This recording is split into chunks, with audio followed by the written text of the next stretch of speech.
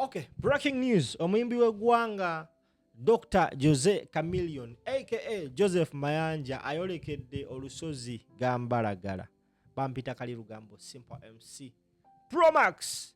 Kyolina okukola kiri kimutambuza video ndokutuuseeko mu bujjuvu bwalwo.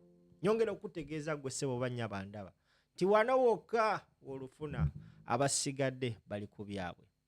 Now okusinziira ku mwalire genfuna ku deski yange gwe ssebo oba nnyabo andaba kigambibwa nti omuyimbi Dr. Jose Chameleone is likely to go to jail.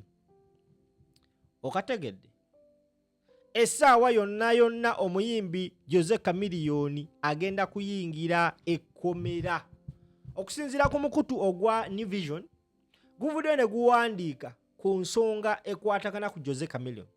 Kigamba nti Jose Chameleone is in trouble after failing to honor a performance agreement, leading to a court order requiring him to compensate events organizers.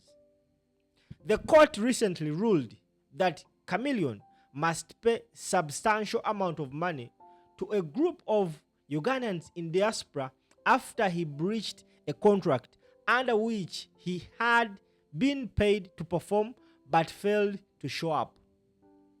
The complaints members of the Uganda Diaspora Network as an association of Uganda living abroad won the case in the Mengo court after suing Jose Chameleone, real name Joseph Mayanja.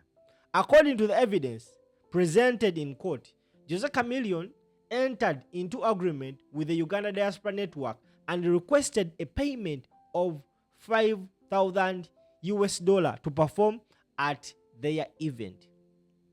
The organizers also agreed to cover his travel expenses, accommodation, and those of his daughter. The diaspora group fulfilled all their obligations as agreed. However, when the time came for Jose Chameleone to perform, he failed to appear. The Grade 1 magistrate at Mengo, Yunus Ndiwalana, ruled in favor of the complainants and ordered Chameleone to refund all the money paid to him along with interests. The magistrate emphasized that the ruling should serve as a lesson to other artists who take payment but fail to honor their bookings. Kigambibwa nti omuyimbi Jose Chameleone yabookingibwa performinga ku shemu mu diaspora. Era mu kumubookinga Chameleone yawa abategesi his terms and conditions. N'abasaba $50,000. Chameleone nga walayisi nnyo. Ezo ne Baraka taziyimbira. $50,000.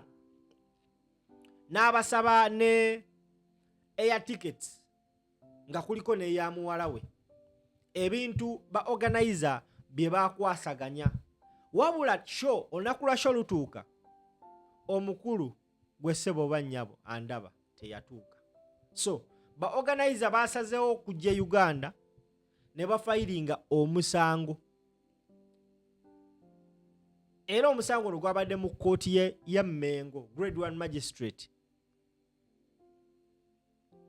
Omukulu Yunus Ndiwalana ye yabadde mu musango guno n'agamba nti Jose Chameleone omusango gukusinga era olina okusasula abantu bano ssente zaabwe oteekemu n'amagoba because ayina baateekateeka ekivulu teyajja expenses ezaali nnyingi. That means Jose Chameleone yayolekedde okusasula omutemwa oba omuwendo gw'essente gwe tutamanyi nakumanya. Naye anyway Chameleone ezo ssente azirina. Bano ba Chameleone bantu ba M7 ba gavumenti. The gains was protecting bulungi. But of course, how did all this start? Omukutu gwa New Vision gwongedde okutegeeza how it started. Buli kimu kyonna kyonna nga bwe kyatandika. N'agenda maaso n'agamba nti according to testimony from Shadrach Olinga, a coordinator with the Uganda Diaspora Network, the agreement was signed. Katono nnyo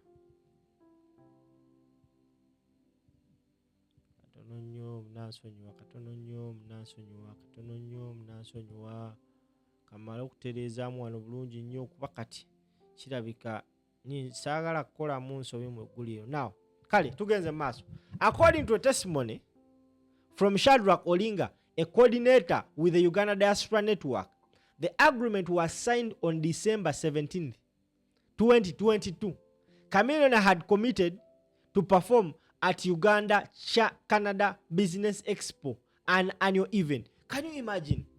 Omusango gwe bawabidde Chameleone ne bamusinga yaguzza ennaku z'omwezi nga 17 omwaka gwa 2022 wayiseewo emyaka ena 4 years ye yali alowooza omusango gwavunda. Performance eno gye bali bamubuukinzeeko bagita Uganda Canada Business Expo ebeerayo buli mwaka. That means Chameleone yafiirwa such a deal. You know, there is a way artists gye beetwalamu ne beekola ebintu eby'ekisirusiru ne bibaleetera okuba nga abantu babeetamwa ne babajjako n'emirimu. By the way, ebbanga lyonna etwalabira Bobi Wine tetwamuwulirako mu ssaga nti yalidde ssente n'agaana oyimba. Naye bano abasigadde bannaye balya ssente z'abantu. That is a problem with you not being managed nga yegwe yeemanaginga. Oyinza n'okwesanga Chameleone obutagenda ku kivulu nti teyakiyintendinga naye wabulayinza okuba yeerabira.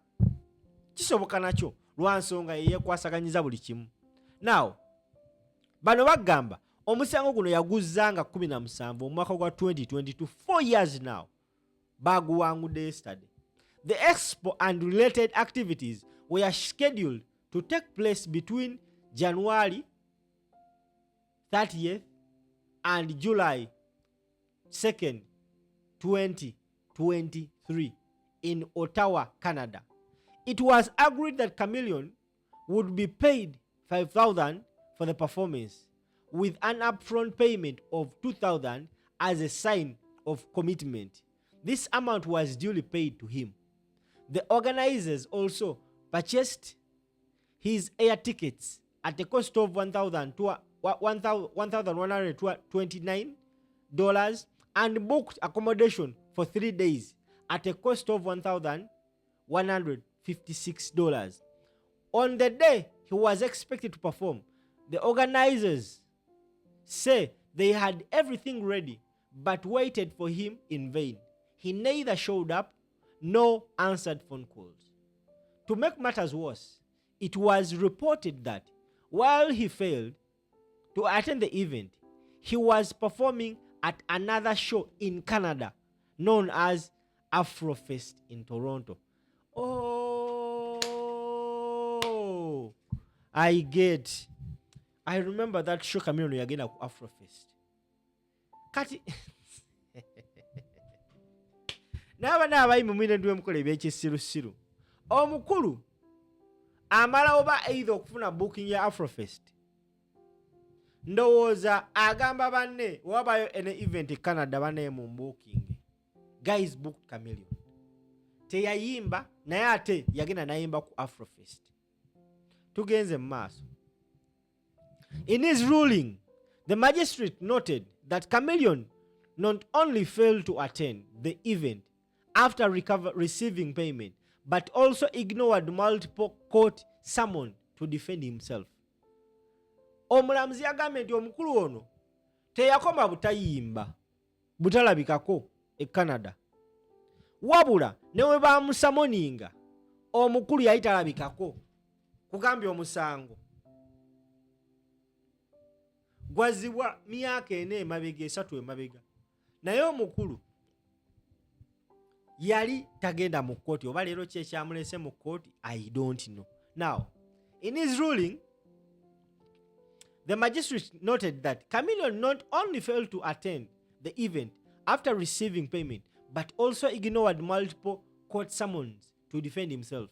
The court therefore ordered him to refund $4,285 approximately million mu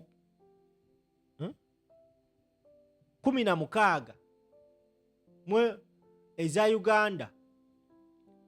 Ekoti yamugambye nti asasule refunding $4,285, which is approximately 16 million to the complainants.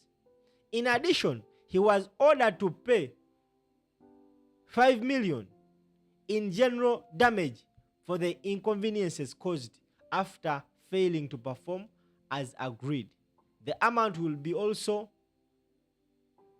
interest until it's fully. He is further required to cover all legal costs incurred by the complainant in pursuing the case. Mu bufunze, Chameleone ategezeddwa okusasula $4,285, approximately obukadde 16. N'ategeezebwa nti ayina okusasula miliyoni 5 endala